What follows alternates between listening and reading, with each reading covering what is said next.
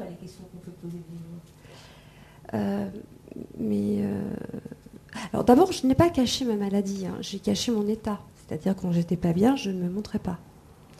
Parce que bon, si on disparaît, si on ne dit pas quand même qu'on est malade, on fait peur aux gens qui nous entourent.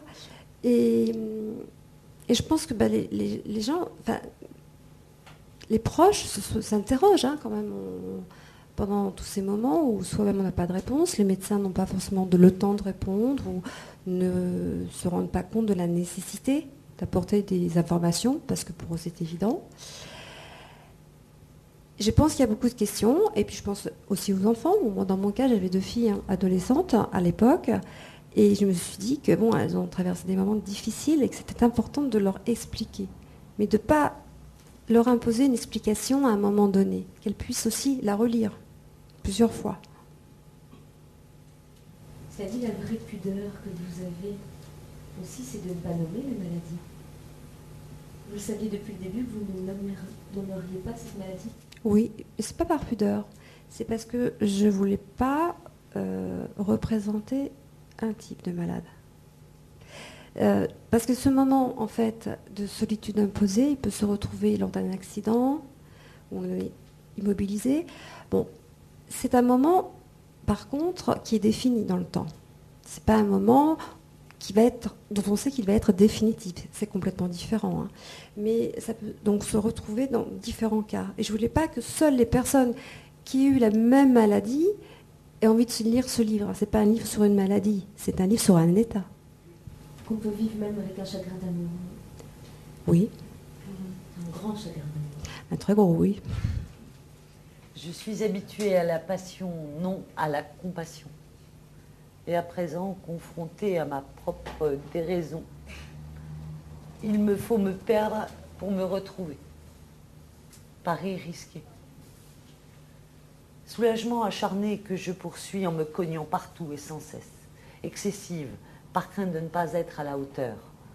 Abattue mais combative, parfois je chavire. Singulièrement, inévitablement déçue. Apaisement, incantation incessante. Quitter cette embarcation qui sans cesse oscille. Temps si long, temps si court. Temps qui ne trouve plus sa place, s'étirant ou se rétractant selon sa propre volonté. Capricieux. Tout est dit, je suis habituée à la passion et non à la compassion. Finalement, tout ce qu'on vient de dire, s'isoler pour ne pas se montrer malade, écrire pour dire des choses qui ne peuvent pas se dire, c'est quoi? C'est la femme, c'est Véronique Bournel qui, pendant 38 ans, a été combative, qui est autodidacte, qui a choisi sa vie, qui a tout mené, qui a choisi même son nom, si je ne me trompe pas, parce que je crois que le nom Véronique Bournel, c'est un nom, un choix, qui est la grand-mère. Tout à fait, oui. Dans 38 ans, on décide de tout ce qu'on fait, on a envie d'écrire, et là, à 38 ans, la maladie arrive. Dans ce texte, tout est dit. Tout est dit. Et c'est aussi, je pense que j'ai voulu expliquer. J'étais quelqu'un de combatif, quelqu'un certainement de fier, ce qui m'a donné aussi de la force. Mais des fois, on doit déposer les armes, il faut le reconnaître. Donc c'est reconnaître qu'effectivement, on ne peut pas faire face à tout. Hein. C'est ce que je dis aussi là. C'est dire, tous mes repères ont volé en éclats, toutes mes certitudes, en me disant si je veux, je peux. Non, si je veux, je ne peux pas toujours. Ce n'est pas vrai. Et ça m'a appris une certaine humilité. Avant, dans mon tempérament, je pense que j'étais combative et je vous disais fière, mais c'était surtout enthousiaste. L'enthousiasme m'a toujours portée.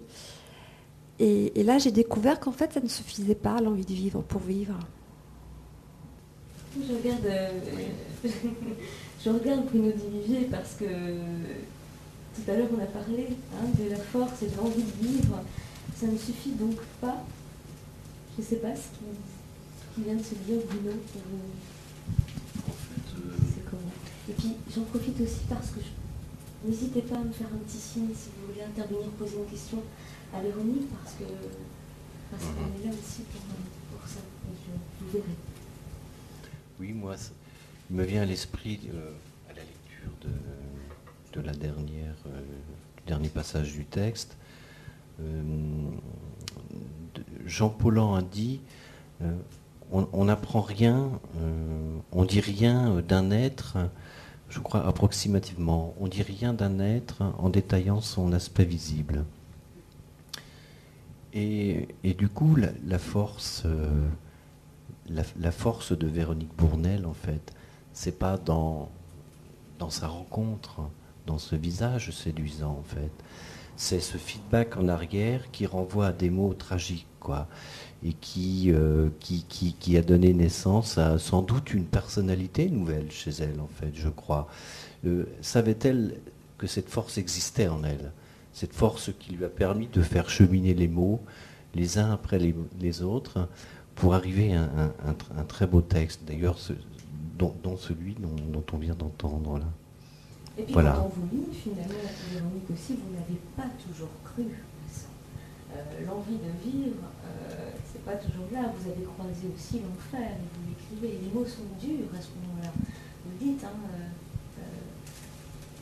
la rémission, je n'ai pas toujours cru. Vous citez l'enfer.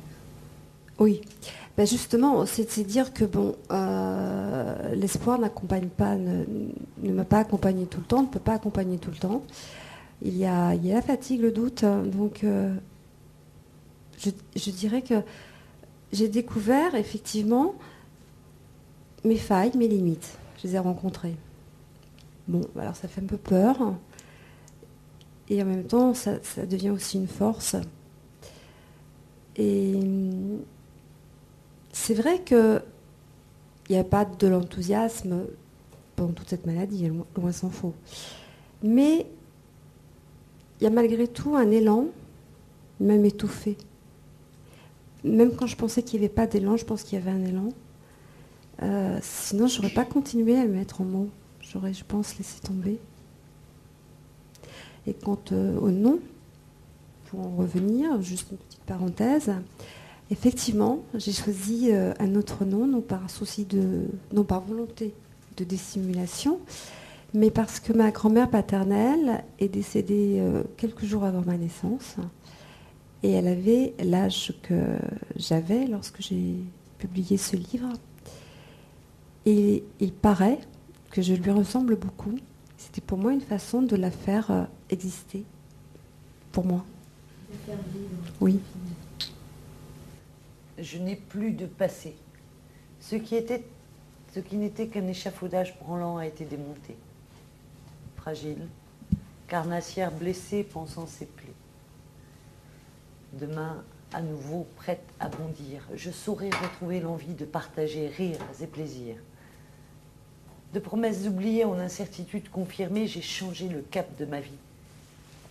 Je n'ai plus de confiance ni d'abandon. Virage confirmé.